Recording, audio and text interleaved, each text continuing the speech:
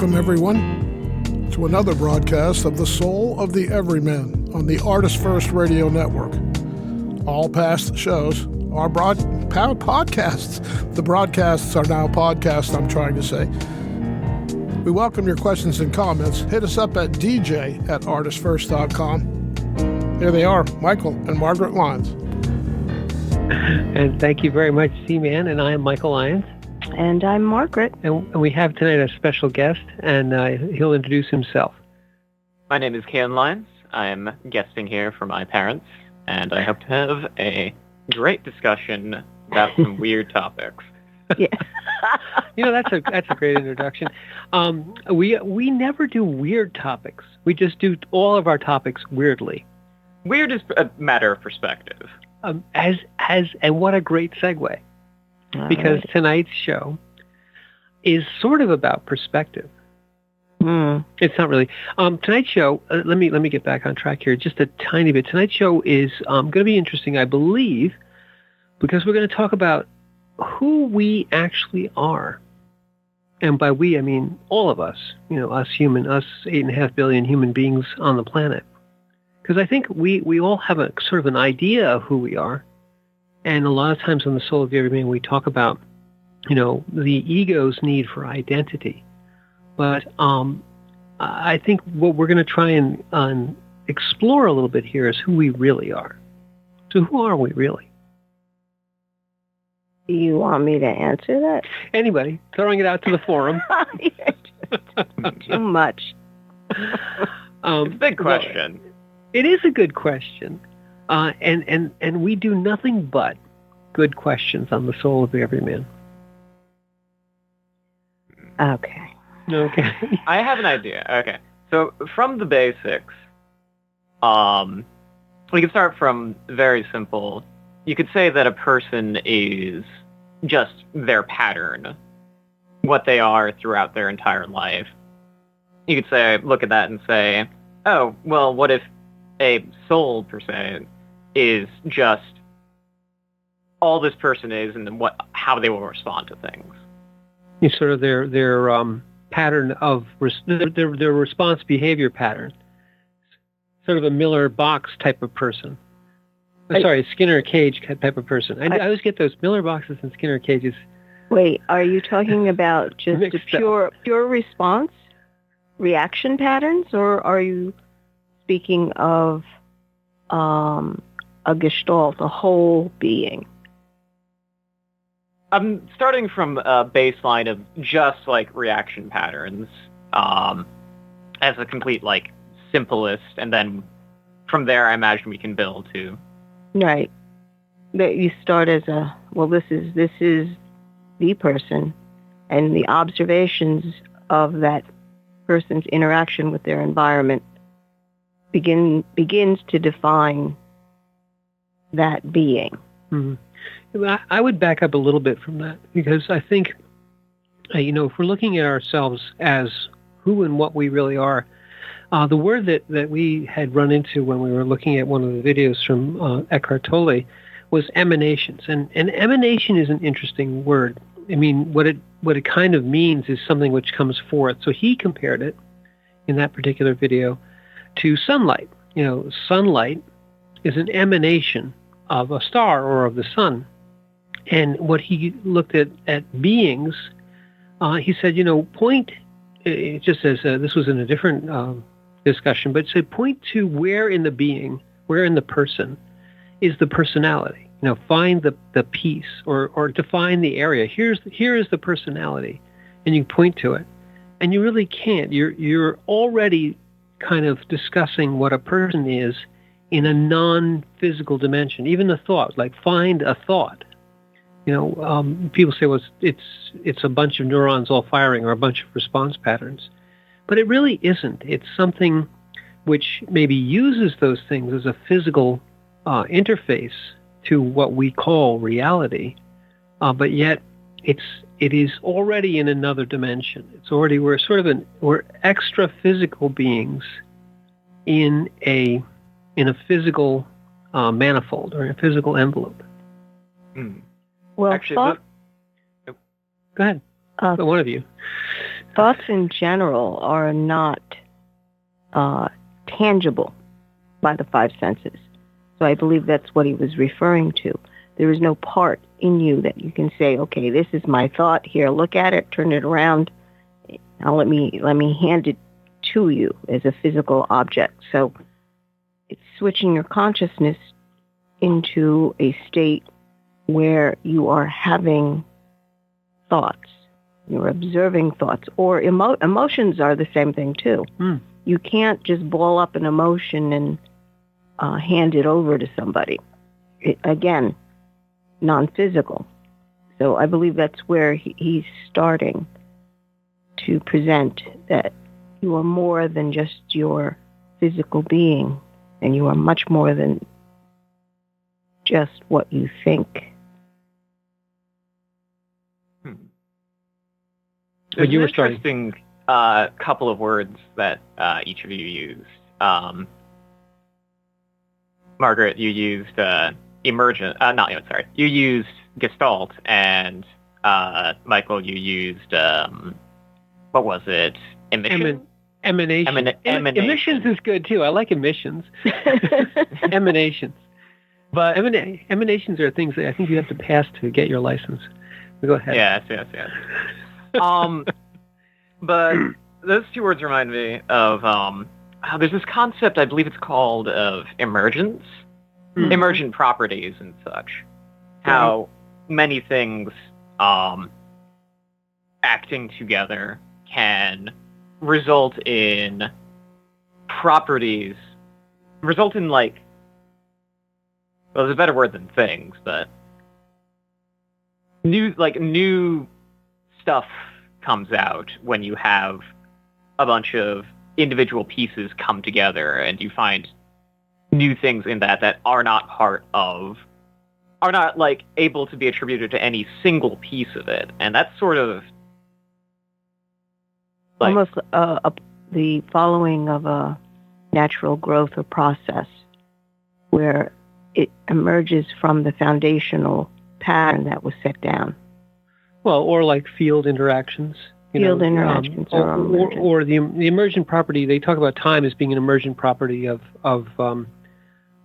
the field interactions that really are what the basis of this universe is. The basis of the universe is not matter. The basis of the universe is not energy. The basis of the universe is a field and multiple fields, and as they interact with each other. And the emergent properties, time, space, physicality, matter, are all emergent properties of these field interactions. The game of life. The game of universe in that case, yes. But I think you're prosecuting, if you would continue, I think you're prosecuting that in essence the sum is the sum is greater than the whole is greater than the sum of its parts. Well, it's that's observed in many systems, on all different scales and sizes. When you, spoken very simply, when you have many things interacting, these new properties come out, and you can see that in people with all the myriad cells working together, and in fact in communities of people and fluid particles and the like the systems of the body that work together to form the whole body. Well, but are you postulating that the emergent property here is what? Thought? The emergent property here of, I don't know, I guess you could potentially take the perspective that consciousness is an emergent property of, I guess, a complicated enough physical system in the brain, perhaps? That's interesting. There is a whole school of thought about physical origin of consciousness, but it does fall down on the one sort of linchpin of what is consciousness and how is consciousness conscious of itself, or the term that Tolle uses is awareness, and the consciousness being aware of thought. In other words, the space in which thought and which emotion and which being, the being, the physical being, the space in which all that exists is a consciousness field. And that's where he says that the basic property is consciousness. But, the emergent property of consciousness doesn't occur in just any complicated system, although the closer and closer we push towards AI, the more we're kind of getting to the boundary of when does it become conscious, and if it does, do we have to, pay it? Yeah, well, that's the thing, isn't it? Yeah. We can't point to where the consciousness is in a brain, right? And with recent developments in technology and AI and such, sure, they're basically just chatbots trained on a bunch of text and responses to sound human and answer questions and such. But the thing is that since we don't know from whence consciousness springs, you can't definitively say that there is no consciousness there. You can you assume it because you assume that a consciousness can only be in what we see as living, but we don't know. Yeah, it's a very good question. I mean, what is the hallmark of consciousness? And I think at least one would be awareness of the fact that it's conscious. And how do you prove that? Can you look at somebody and say that person is aware of their consciousness? We assume it, but there's no scale by which to measure it. Just asking, let's say we did a Turing test on a person, or we did I forget it's not Briggs-Meyer, but so there's a number of tests which give you a consciousness scale of a person everything from profound coma up to normal consciousness.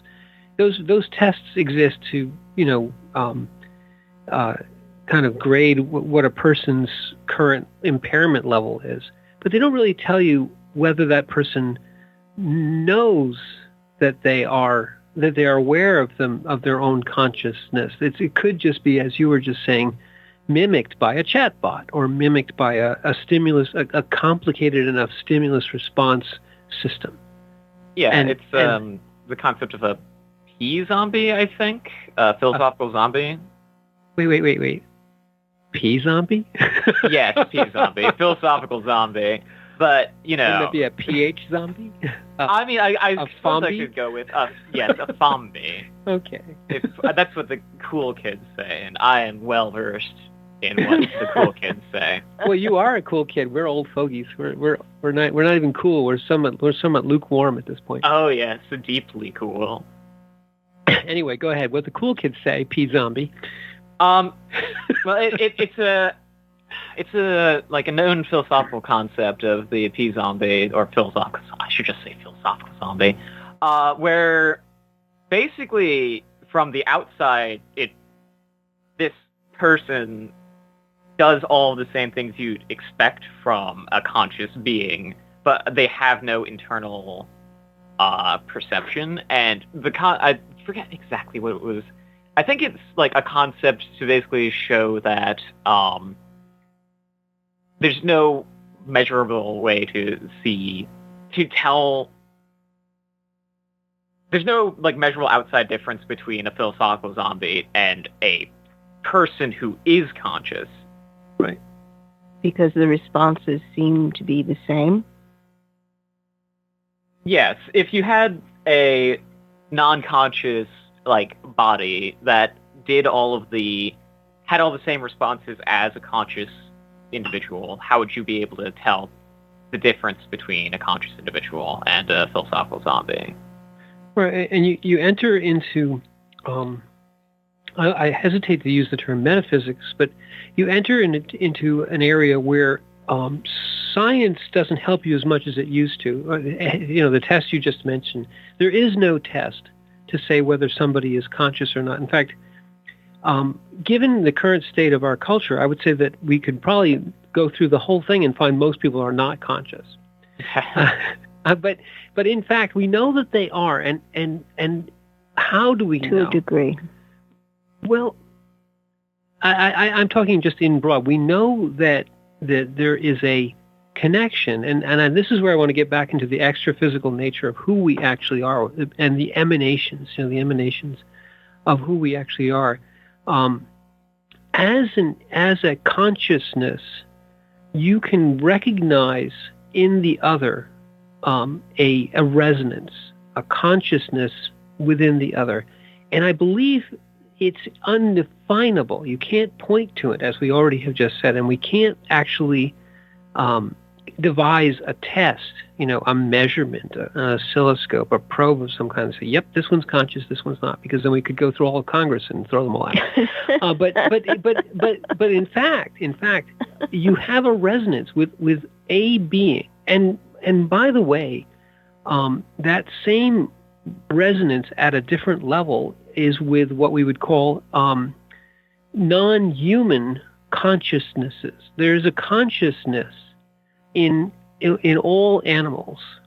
There's a consciousness there that we can feel, that they can feel. That's the connection part that we have between ourselves and a different species, a non-human species. But there is yet a consciousness there.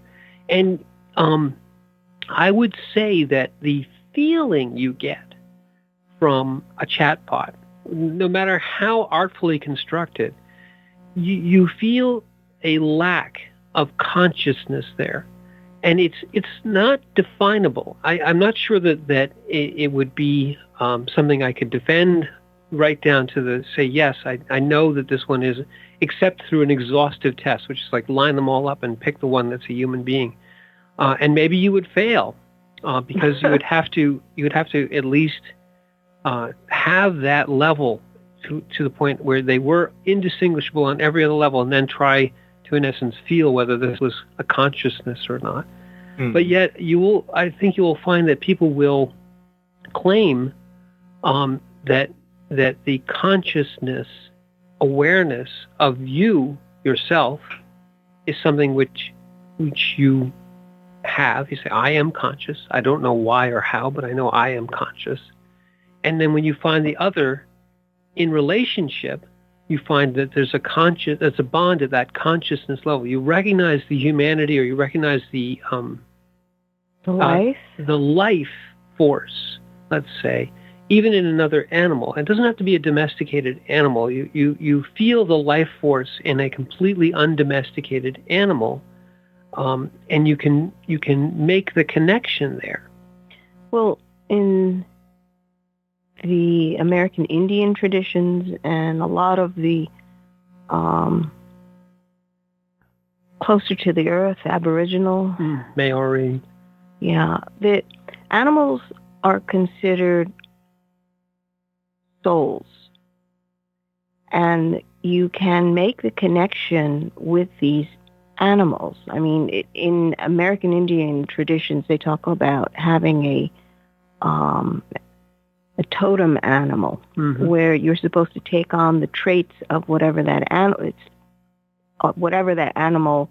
is and what he represents, and then those traits, you ask for guidance on how to use those traits.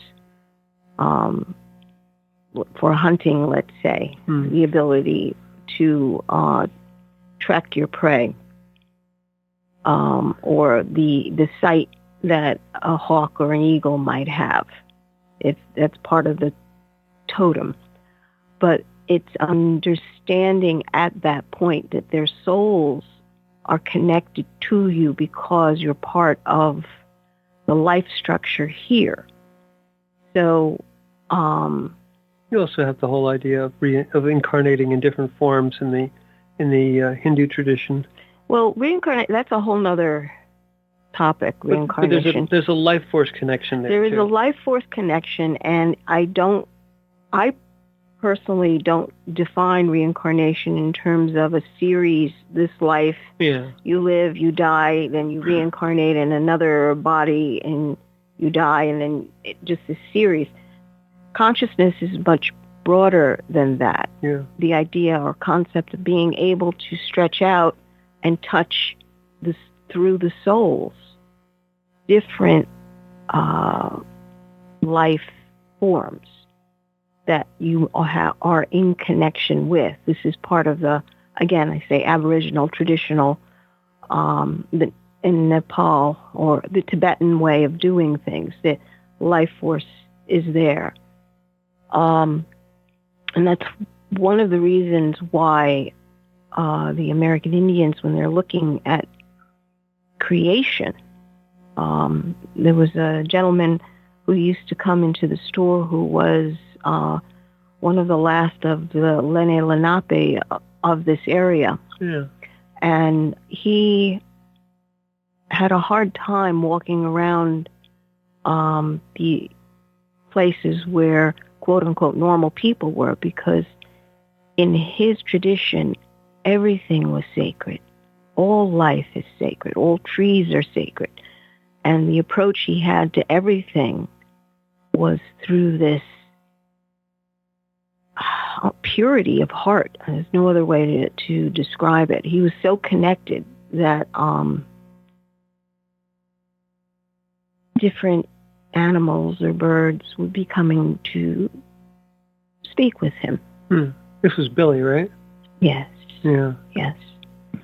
But see, that if we abstract that, and I want to make sure we to go back to Kay's point, if we use the P-bot, whatever it was, P-zombie, the P-zombie as a as sort of a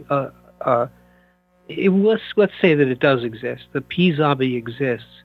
I would postulate that this artifact wouldn't be imbued with this same life force. Now, maybe I'm wrong. I don't know, but this is a postulate, not a proof. The life force that people, and this is something you can find almost anywhere these days. People will say, "I feel the life of a tree." I would agree that there's a living structure here. There's an energy structure here, and that the connection is at a much more basic level.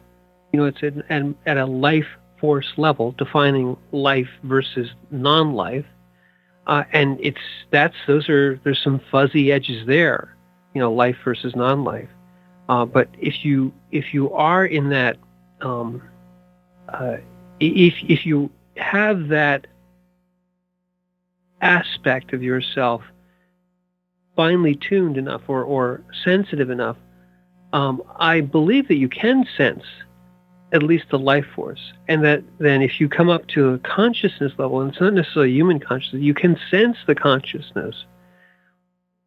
Whether or not you can prove it, I think that you'll find that you can sense it.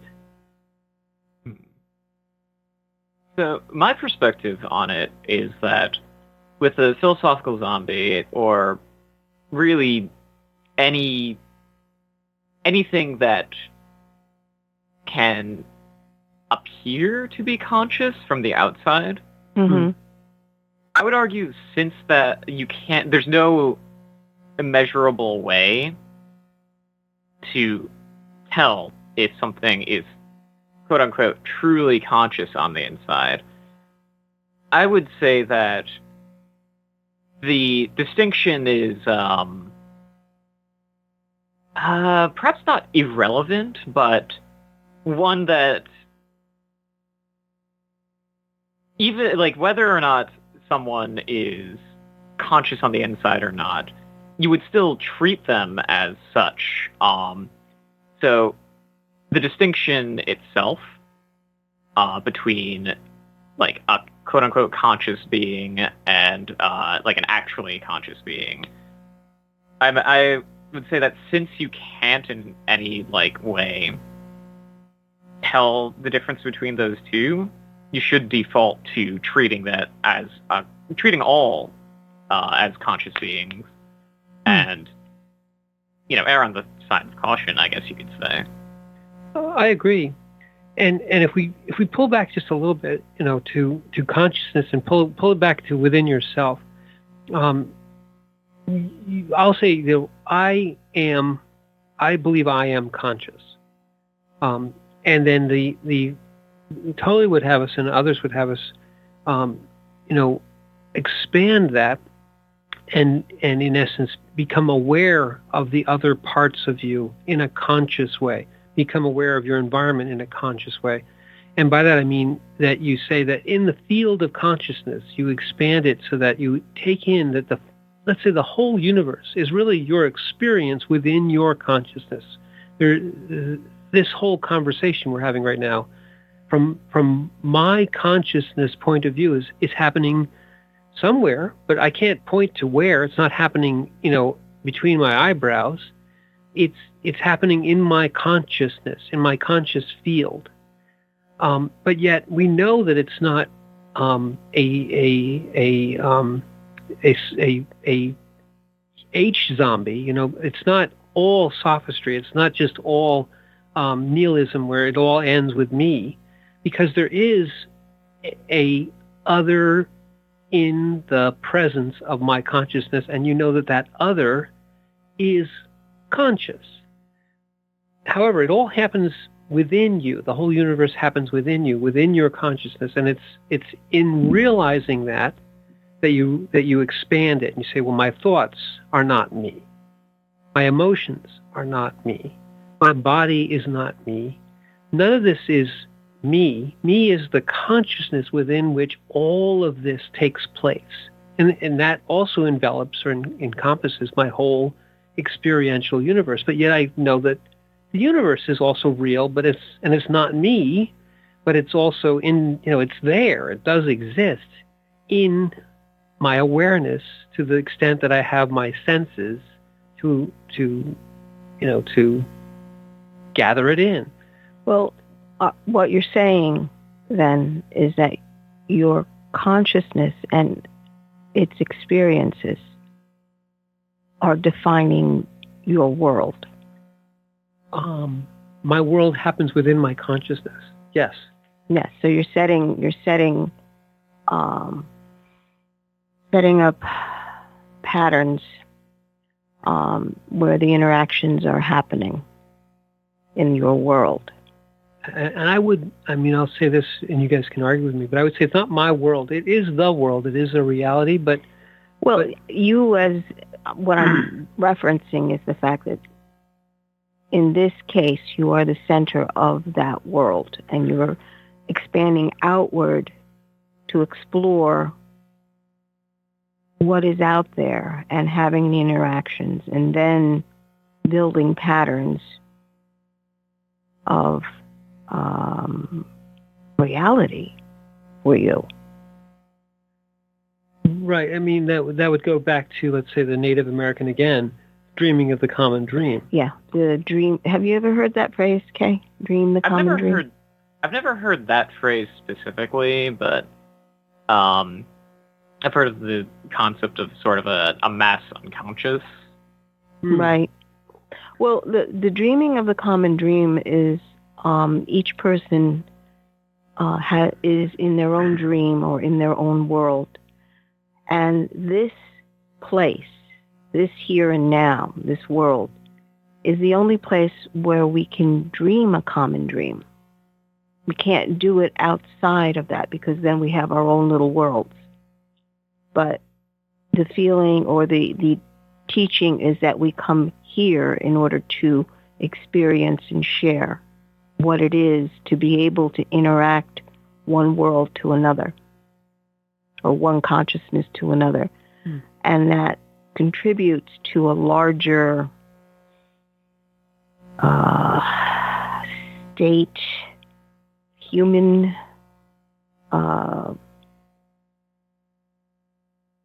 well, it's a relationship. Well, a human collective consciousness. Maybe that's the better word I'm looking for. Yeah. A shared humanity. Yes. And even within, again, with the Native Americans, the dreaming of the common dream was the experiential reality with other consciousnesses is, that's hard to say, it's too many S's. Consciousnesses is in it. I'm sure I did that wrong. Close enough. Close enough. What matters is that the information is understood. Was it, though? I understood it. That's good enough for From me. your consciousness to mine. And isn't that, yes, we have 2 minutes. Isn't that, that is an extremely salient and yet overlooked point, is that information which traverses this gap, because none of us, consciousnesses, can interact with each other directly. We always have to interact through these artifices, whether it's language or with, physicalities. But yet there is a level of resonance which is consciousness to consciousness, because you feel the personality of the other. You understand the relationship, and it goes to a non-physical level, especially if these others pass out of your life or pass away, or you pass away. The relationship still remains. So it's an extra physical relationship which starts, or may at least be prosecuted in the physical. Well, it's more than a personality, though. Oh, much more. Well, you use the word personality, and it's more than that. It's not a pea zombie. Right. Right.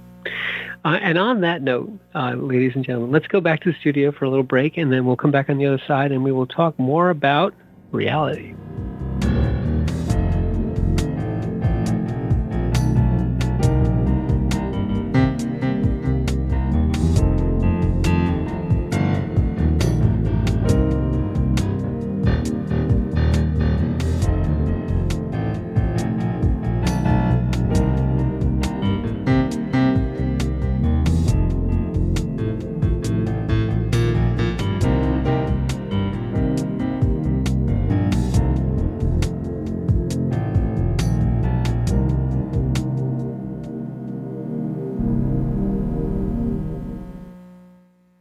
Rick Riordan fans, love mythology with plenty of action and humor? Destroyer's Blood is for you. The new fantasy novel by award-winning author Michael Lynes is book 1 of the adventures of Dev Kalian, the Blood series. Follow Dev and his magic sword Betrayer as they are suddenly attacked and forced to return to Olympus to fight in a war they want no part in. The world of men and gods is about to be destroyed by Zeus's ancient foe, and only Dev and Trey can stop him. The conflict never stops, and the amazing twist will have you on the edge of your seat. Act now while the ebook is on sale for only 99 cents. Destroyer's Blood is available on Amazon.com, Barnes & Noble, iTunes, Kobo, and fine e-tailers everywhere. And while you're there, get the free prequel, It's in the Blood, available for a limited time. The Fat Man Gets Out of Bed is the latest book from Michael Lynes, the award-winning author of There is a Reaper. Featuring 13 original stories, this wide-ranging collection has everything. Forbidden love, gods versus demigods, weird invading aliens, sexy seductive artificial intelligence, and unusual passion between the living and the dead. All set amidst fantastic worlds of pain and loss and boundless joy. From the sublime to the macabre to the bittersweet, The Fat Man Gets Out of Bed will leave you breathless with laughter, brimming with tears, trembling with suspense. Available now on Amazon.com, Google Play, iTunes, Kobo, and fine e-tailers everywhere. Hi, this is Amanda Gray. Check out my new book, Glimpses of Grace in Georgia, available on Westbow Press Bookstore, Barnes & Noble, and Amazon.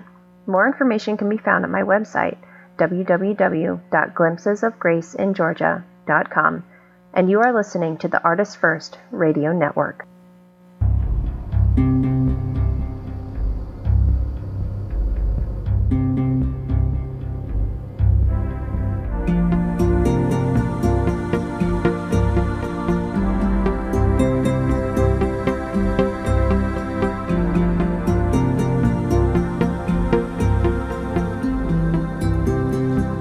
Listening to the Soul of the Everyman on the ArtistFirst Radio Network.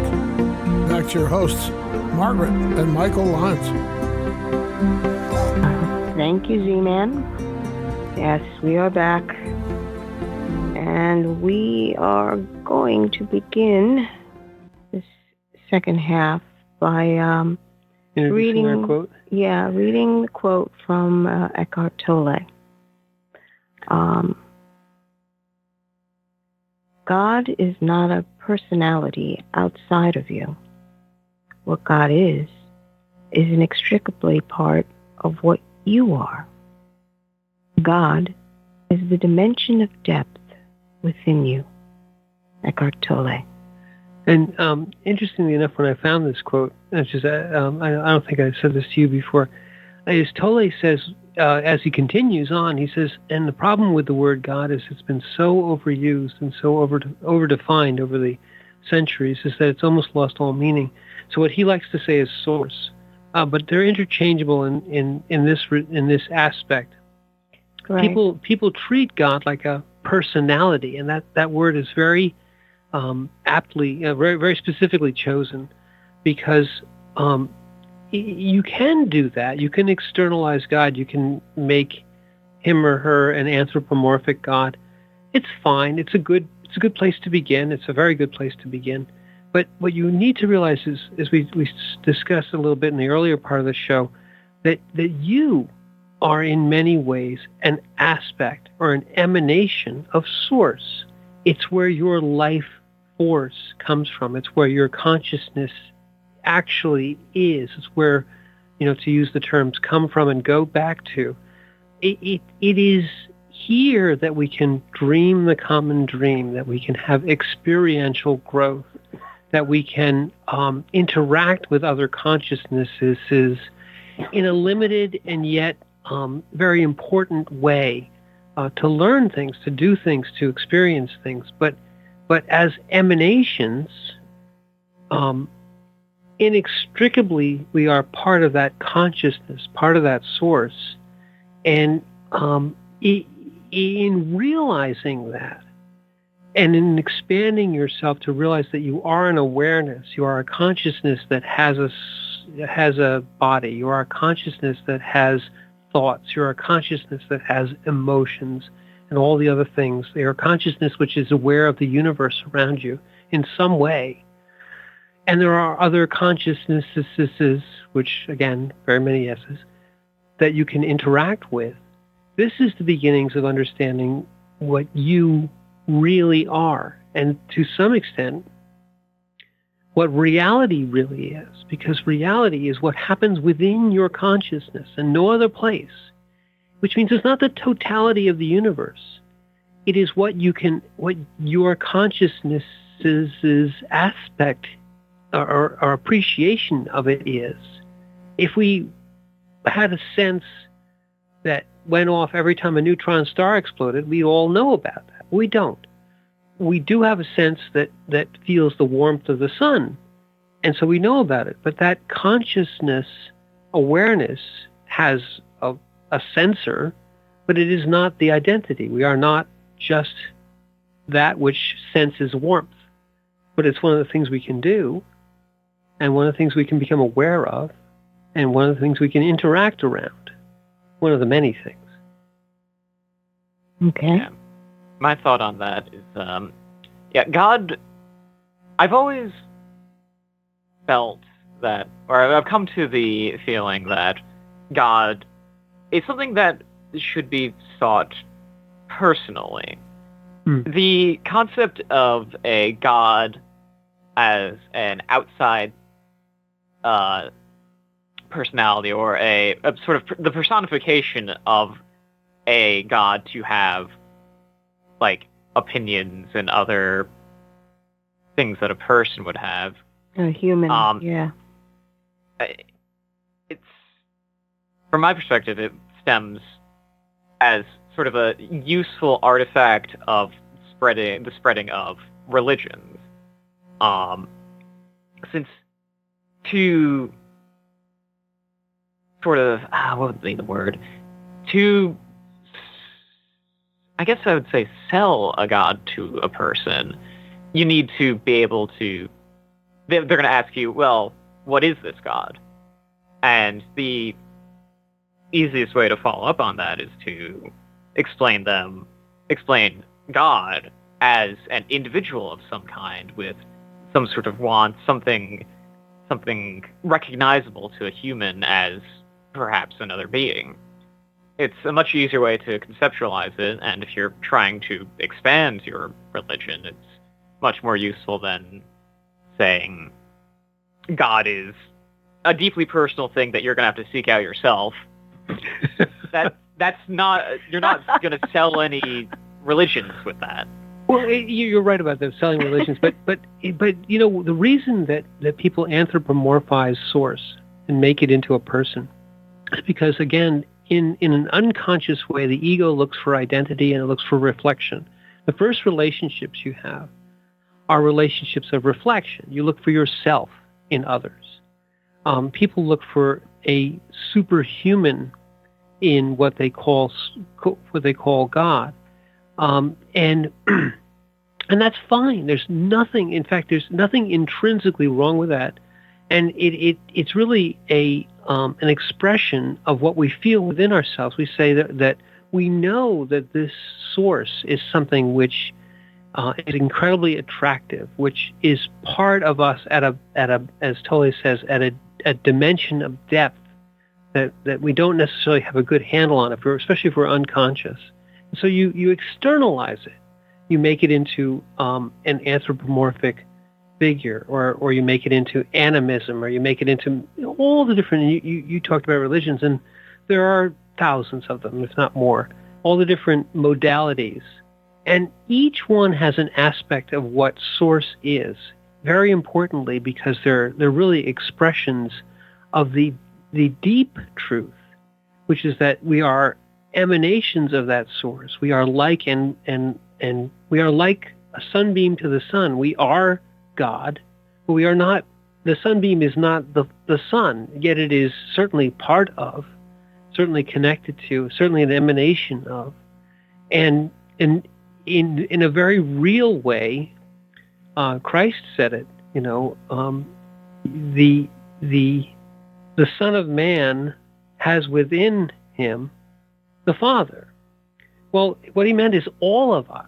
It was sort of made into, well, that's just you, or Buddha, that's just you. You're cool. Now we can follow you, right? That's interesting, actually, because firstly, when you're talking about how ego is looking for itself in God, funnily enough, and I suppose a little ironically, with God being, with humanity or your soul being an emanation from God, in a very deep level, as you said, you are looking for yourself. The ego is looking at itself, but wants it to be a recognizable person as opposed to sort of this source of all. Yeah, the ego always wants it to be a personal thing. Well, the ego wants it to be itself. The ego itself is limited. It doesn't want to step outside boundaries.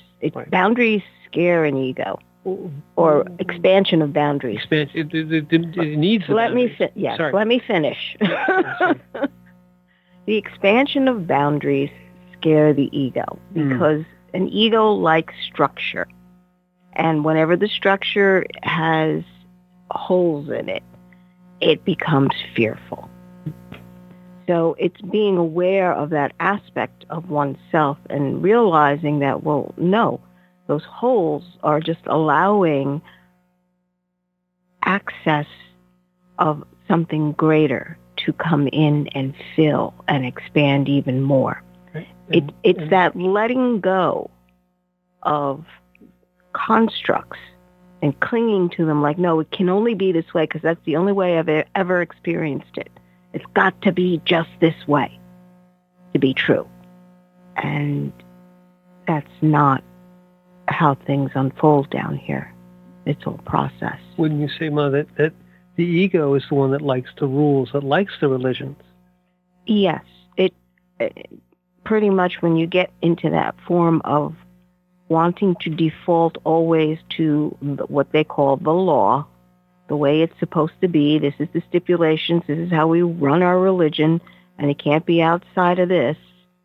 That is the Pharisaical way of looking at things when Jesus had to deal with the Pharisees. Well, and also in the sense of the ego loves the other. You know, the ego needs the other. They need the one who is wrong, who is outside of the bounds, who is not following the rules, because it defines the ego. I'm the good one. I'm the one who's following the rules. I'm the one who's right. And this is the I am, the little I am that the ego needs. Well, it's for an ego, the egos love the boundary. So it defines that boundary. When it says you're not following the rules, but I am. That's your boundary right there. And sometimes the ego flips it. You know, it wants to be the bad one because it's getting the attention, getting the identity. So, another thing I'd like to circle back around to quickly to Gestalt and emergence, because you were talking about the idea of us being like the rays of the sun to the sun itself. It sort of points to an interesting concept of souls and humanity and other conscious beings being emergent properties or effects of some sort of God soul or other soul, yeah, some sort larger, something larger that is far outstripes any man's concepts at all. Just the very substance of creation. So to be able to hook into that or to touch into that, to be able to interact with that. Sorry, go ahead. The sun. Yeah, the sun being the source of light and the rays of the sun being aspects of consciousness, but also understanding that the sun itself is light. And we say a star is a source point of light, but there's so much more out there that the universe is made up of, more than just the glowing ball. Light is an amazing thing. And that's a whole other subject, what light is. Back to what you were saying, Kay, though.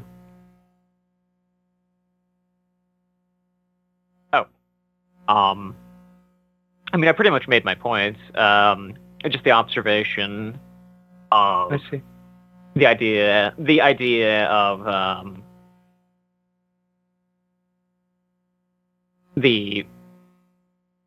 what we see all of life and all these interactions being sort of the emergent property of some sort of grander and far away being or process that we don't understand. It's interesting that you mention that, because I think totality also talks about, there is the consciousness of which you are the emanation, and we can talk about you being an individual consciousness, but he says when you expand yourself, you expand your awareness beyond the individual, and you reflect yourself back into source, and you realize there is really, it's one consciousness, one one consciousness field, let's call it, because when we talk about the universe, what we're really talking about is the emergent properties of all these different fields. Let's say there's a consciousness field throughout the whole universe, that the universe itself is a consciousness as well as many other things, and then that we are emanations of that. And when we speak of we, it's incorrect a little bit too, because then there isn't a we, there is just the consciousness. And as you just said, as you both just said, all of us are emergent, individual, emanations, aspects of this consciousness. But then we're within a ephemeral, limited form, and Tolle always talks about forms, which pass away, which come into the scene for a period of time and then dissolve and change throughout the whole period of time, as time being what it is. Time is another weird thing, but and during that period, however brief it may be, consciousness itself, which we could call the universal consciousness field, is in some way changed. The nature of reality through the choices of consciousness is in some way changed. We collapse that which is not yet into that which was at this edge of the reality bubble, which we call now. And now in the field of consciousness is incredibly important because it is the defining line between what has happened and what has not yet happened. And which may happen or may not happen, depending on consciousness's point of view or decisions. I would argue that so long as you're going from the perspective of time as being a continually progressing present,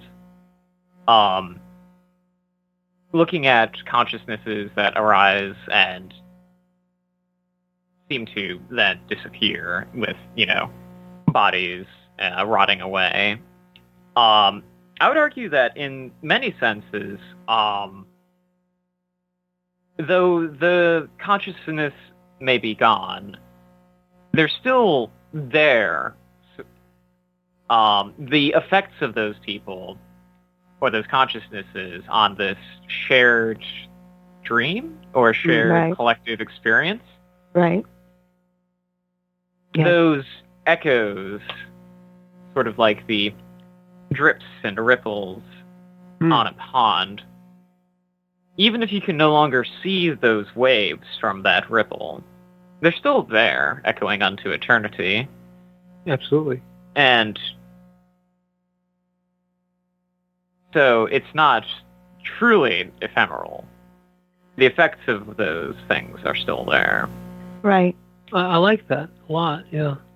There's that concept also of the hologram, a holographic viewpoint, where when you create a hologram, and it's a sheet of glass usually, and once it's created and the light is shone through it, it gives that three-dimensional presentation. But if you shatter it, and you shatter that glass, what happens is interesting, because every single piece, every fragment contains the original hologram if you hold it up to the light. Have you heard of that concept? I don't think I have. Okay. Well, this is what, when we were, at least I remember being in the lab, and that was one of the things that we had to do was make a hologram. And it's fascinating because that is exactly what happens. You break the glass, and every single fragment, when you hold it up to the light, is the original hologram. So it's I'm sorry, go ahead. So we can call this original piece of glass God or Source. You could say yes. In some way, you can, or the original creation. God would be the one who is creating, and the hologram is the creation.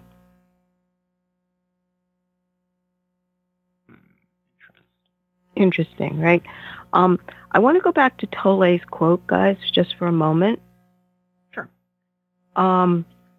Because when he uses God, and as Michael said, it is a loaded word. People have opinions about the word God. So what he usually does is if we go back to the Bible, and Moses was in the desert and he asks the burning bush, who should I tell the Israelites? What is the name? What is your name, so I can tell them who sent me? And he says, I am who am. So going back to Tolle's quote, you substitute God with I am, which is consciousness. I am is consciousness. I am is not a personality outside of you. What I am is inextricably part of what you are. I am is the dimension of depth within you. And it works better that way. Yes. Because, again, you have to unload the word God and go to the core of the concept he's trying to communicate. And the other way of saying I am is truly the I be. I am a being. It's the greater I, the being I. But I am is not a personality outside of you. It works perfectly. Mm-hmm. He's basically saying it's not the ego, not your personality. It is far deeper than that. And reaching in, it's like a hologram doesn't look like anything until light is shining into it, and then the three-dimensional form comes out of it.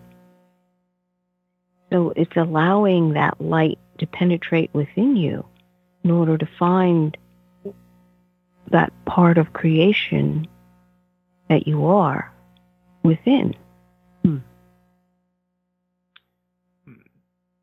And pea zombies just don't have it.